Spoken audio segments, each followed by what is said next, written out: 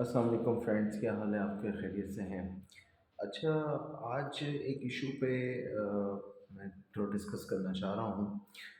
वो ये है कि अक्सर आप फेसबुक पे पोस्ट देख रहे हैं कि जो बिज़नेस माफिया है वो रेट्स कम नहीं कर रही चीज़ों की, डिस्पाइट द फैक्ट कि पेट्रोल के प्राइसेस जो हैं वो कम आ गए हैं, डॉलर कम हो गया है।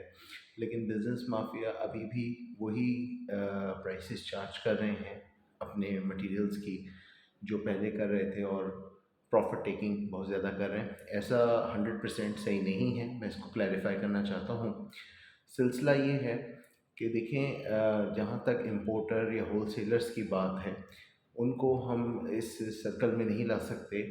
उसकी वजह ये है कि जब भी इम्पोर्ट प्राइसेस डाउन होते हैं, फ़ौरन ही इन आइटम्स के प्राइसेस, जिन आइटम्स से वो डील करते हैं, वो प्राइसेस कम हो जाते हैं।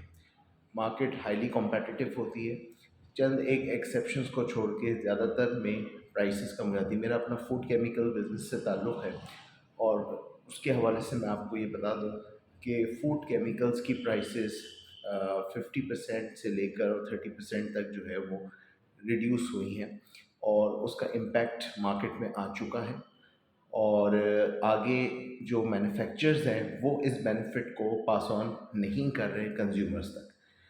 तो असल जो ज़िम्मेदार हैं इसमें वो मैन्युफैक्चरर्स हैं, चाहे वो केचप, मेयोनीज़, चिप्स, जूसेस कुछ भी मैन्युफैक्चर करते हों, वो इसमें रिस्पॉन्सिबल हैं। इसी तरह दूसरे सेक्टर्स की हम बात करें, जहाँ भी रॉ मटेरियल्स की बात आती है, रॉ मटेरियल प्राइसेस फ़ौरन कम हो जाते हैं जैसे ही इंटरनेशनल मार्केट डाउन होती है। वो कोई भी इम्पोर्टर हाई चार्ज नहीं कर सकता अनटिल अनलेस वो मोनोपोली सिचुएशन में ना हो, क्योंकि ऐसी करने की सूरत में वो आउट ऑफ कंपटीशन हो जाता है।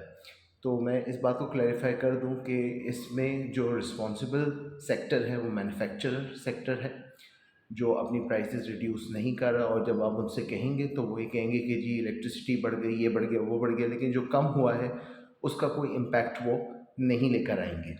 अच्छा, अब आप एज़ कंज़्यूमर क्या रोल प्ले कर सकते हैं इस मसले को हल करने के लिए? वो है बैकआउट का, कि आप इनकी प्रोडक्ट्स को बैकआउट करें।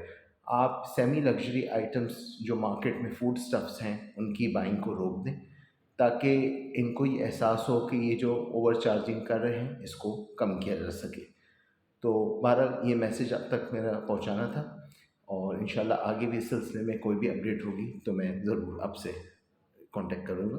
शुक्रिया, अल्लाह हाफ़िज़।